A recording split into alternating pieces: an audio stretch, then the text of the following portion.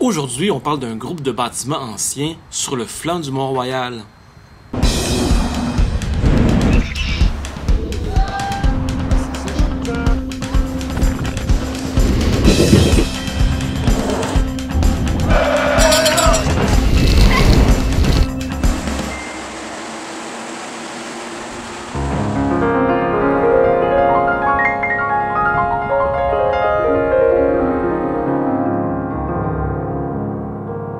L'histoire du Royal Victoria commence avec deux riches cousins écossais, Donald Alexander Smith et George Stephen. Ces deux lascars avaient fait fortune notamment en participant à la fondation de la compagnie de chemin de fer canadien Pacifique. Donc en 1893, ils vont donner $1 million pour la création d'un hôpital ouvert à tous. La ville de Montréal, de son côté, donne le terrain au flanc du Mont-Royal. L'hôpital a une grande visibilité et un air plus pur, comme le voulaient les deux Écossais. À son ouverture, il y a 150 personnes qui travaillent à l'hôpital, dont 14 médecins.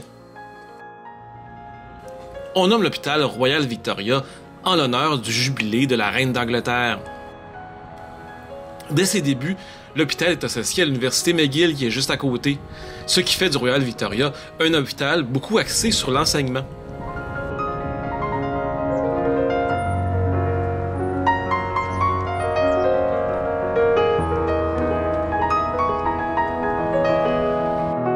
Originalement, les bâtiments de l'hôpital étaient en forme de H, avec en son centre un pavillon administratif. À l'est, la médecine générale et à l'ouest, la chirurgie. L'architecte Henry Saxon Snell s'est inspiré des châteaux de la riche noblesse écossaise. C'est sûrement pour ça que je trouve les bâtiments aussi beaux.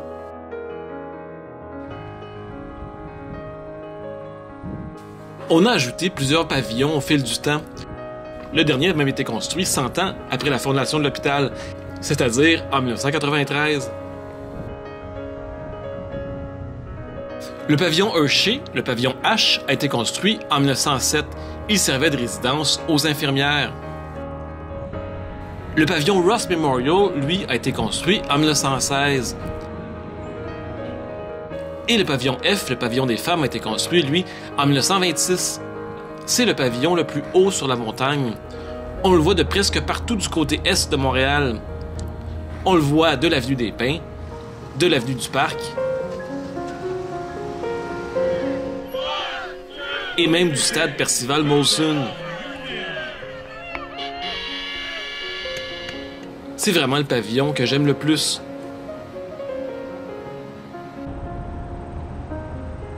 En 1943, l'hôpital installa son nouveau département de psychiatrie dans le Ravenscrag, l'ancien manoir de Hugh Allen. Je vous ai parlé de ce manoir dans mon premier top 10 insolite. La CIA y a fait des expériences secrètes.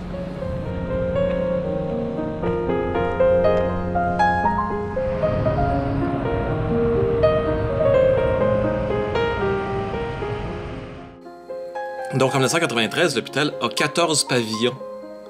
Mais c'est drôle, la chaufferie et même la buanderie ont leur propre pavillon. Aussi, le plus petit pavillon, le pavillon G, c'est la maison du gardien.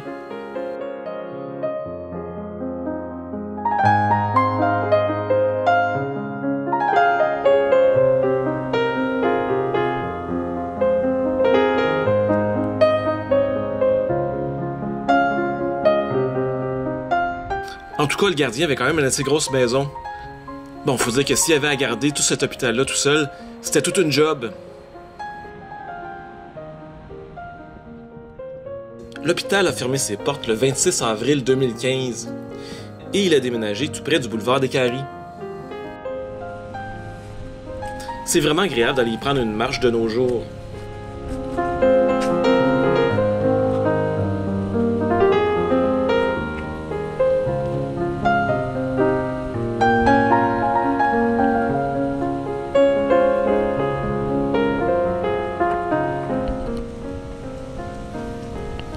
Il y a deux façons d'y accéder. Il y a plusieurs accès par l'avenue des Pins.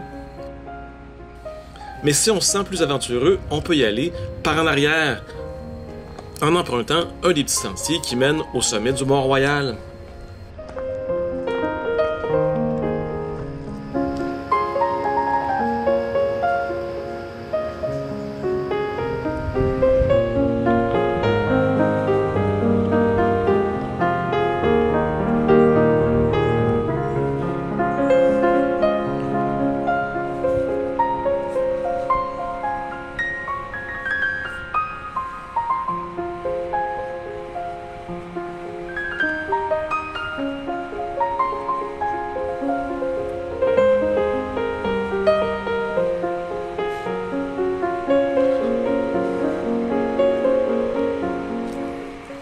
Autour de l'hôpital, il y a vraiment plein de petits chemins, dont certains qui mènent nulle part.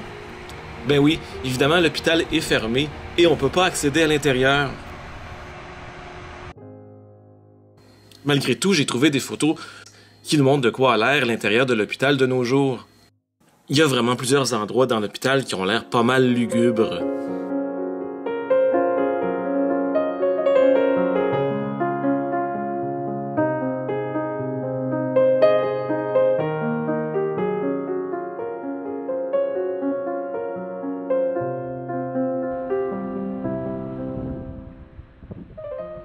Un bonus quand on se balade autour de l'hôpital, c'est la vue qu'on a sur le centre-ville de Montréal.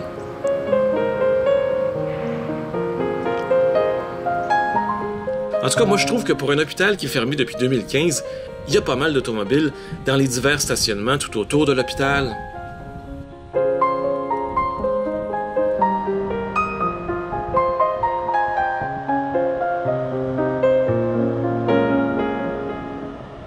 Disons que le site est vraiment dû pour des rénovations, et c'est justement ce qui va arriver très bientôt.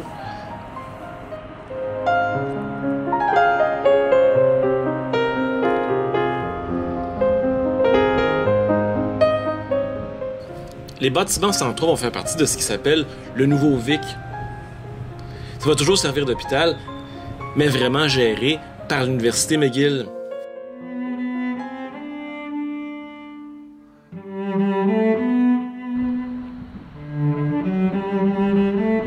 Pour le reste des bâtiments, on a plein de projets.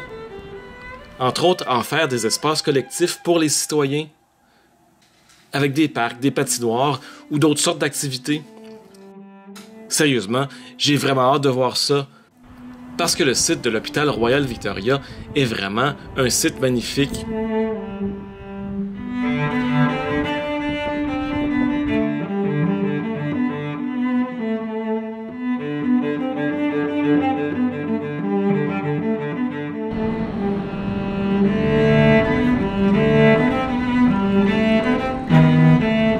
Alors voilà ce qui termine ma vidéo sur l'hôpital Royal Victoria.